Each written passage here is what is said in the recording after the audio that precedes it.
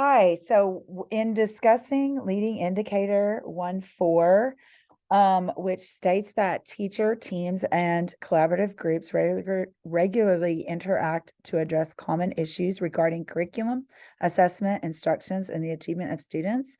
Our school scored quite high in most of the areas. Um, when we were interpreting the survey as far as parents, students, staff, and administration, we found that there definitely were some strengths and weaknesses. Our areas of growth were that we need to improve upon.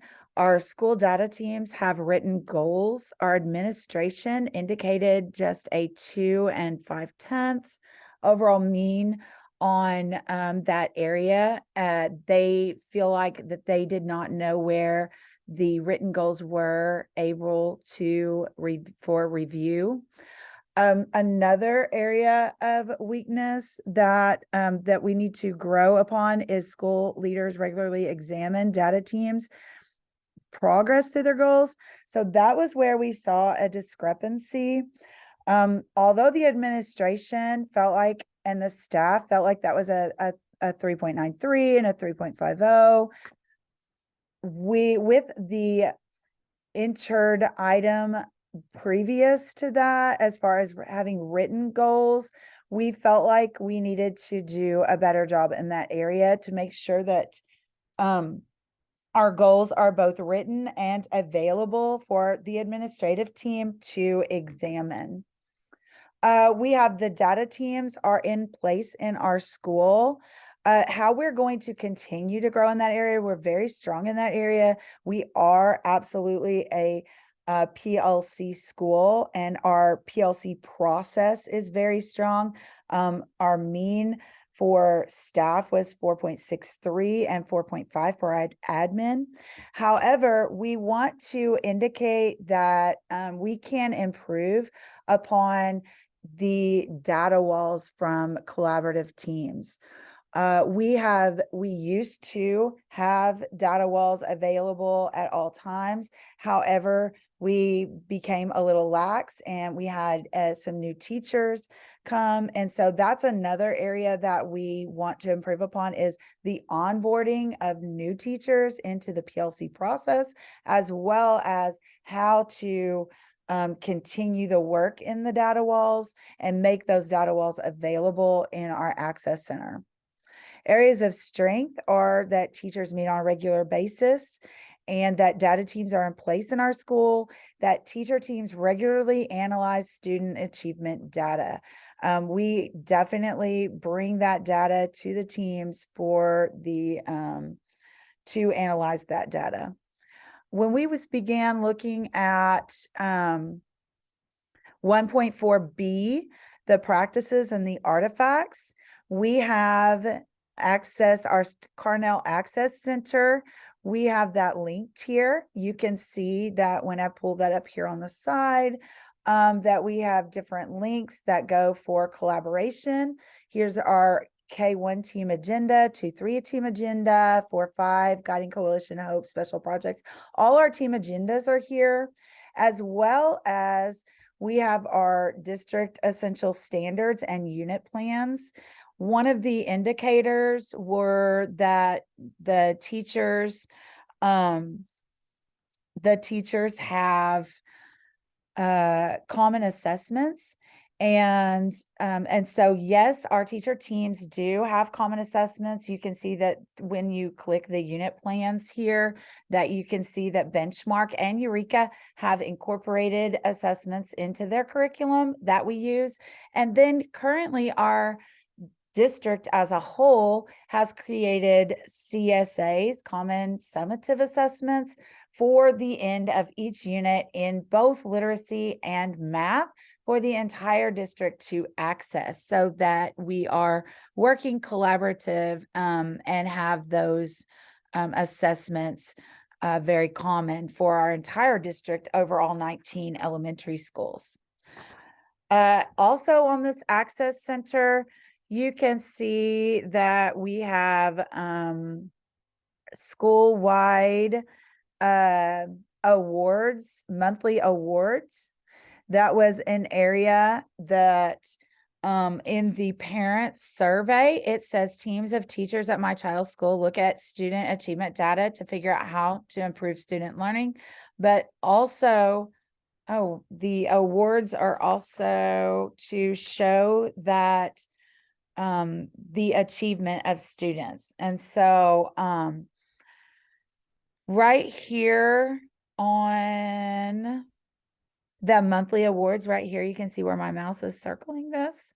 We have awards to Living in Excel awards.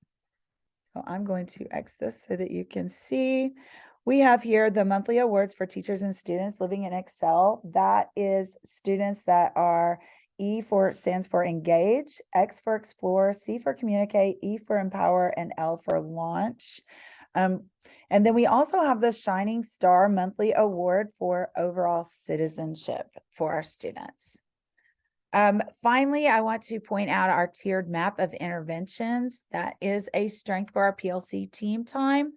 And we use the PLC tier right here. I'm going to highlight this, that you can see that it is the inverted triangle because we are trying to become tier 1 strong with our curriculum, which is why now we have district essential standards, common formative assessments, and common summative assessments, and also how we bring data to our PLC meetings and collaborate on that data.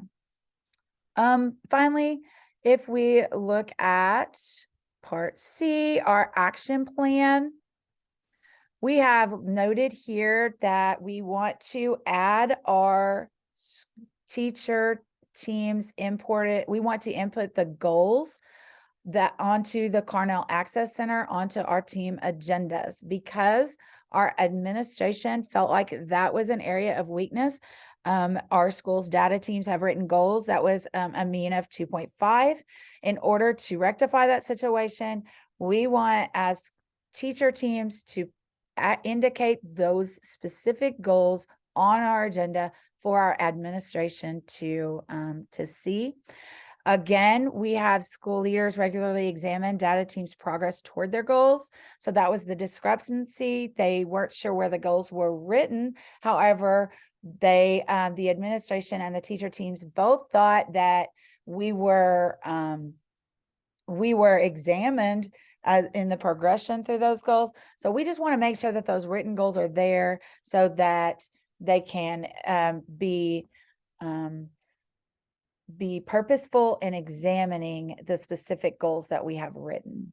Teachers meet on a regular basis. We want to continue that, and we want to onboard new staff. Data teams are in place in our schools. We want to update our data walls for school access. And that goes to the entire staff as well, because we want the HOPE team, which has included other school staff as counselors and instructional specialists, and who work to make sure that students aren't falling through the cracks in the ABCs of learning, academics, behavior, and attendance, and curriculum. And so having those data walls on there will assist in the curriculum portion of the ABCs of learning and for our HOPE team. And then teacher teams regularly analyze student data. We're going to continue bringing in the data and artifacts to team meetings, and we want to an area that we may improve upon is we would like to, carve out some time to review how the growth from August to December, or from January to May, and really look at that growth and so that we can come up with a plan, whether it be a spring plan or whether it be a plan for fall and spring of the following year, and how we need to gain more growth, or we gained a lot of growth and we need to continue that work. So with that, I thank you very much.